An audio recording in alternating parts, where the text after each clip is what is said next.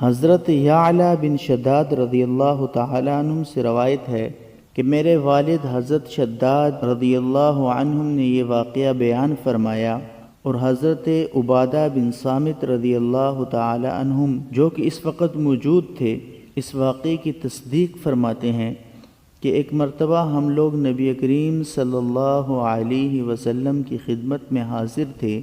رسول اللہ صلی اللہ علیہ وسلم نے دریافت فرمایا، کوئی اجنبی یعنی غیر مسلم تو مجمع میں نہیں؟ ہم نے عرض کیا، کوئی نہیں۔ ارشاد فرمایا کہ دروازہ بند کرو۔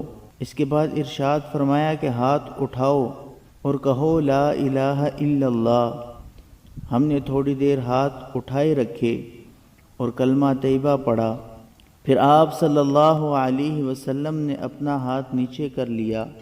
الحمدللہ، اے اللہ، آپ نے مجھے یہ کلمہ دے کر بھیجا ہے اور اس کلمے کی تبلیغ کا مجھے حکم فرمایا ہے، اور اس کلمے پر جنت کا وعدہ فرمایا ہے، اور آپ وعدہ خلاف نہیں ہیں۔ اس کے بعد رسول اللہ صلی اللہ علیہ وسلم نے ہم سے ارشاد فرمایا، خوش ہو جاؤ، اللہ تعالی نے تمہاری مغفرت فرما دی۔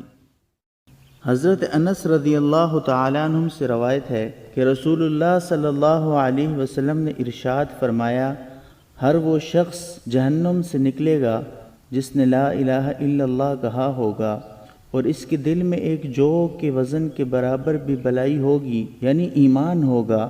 پھر ہر وہ شخص جہنم سے نکلے گا جس نے لا الہ الا اللہ کہا ہوگا، اور اس کے دل میں گندم کے دانے کے برابر بھی خیر ہوگی یعنی ایمان ہوگا۔ پھر ہر وہ شخص جہنم سے نکلے گا جس نے لا الہ الا اللہ کہا ہوگا۔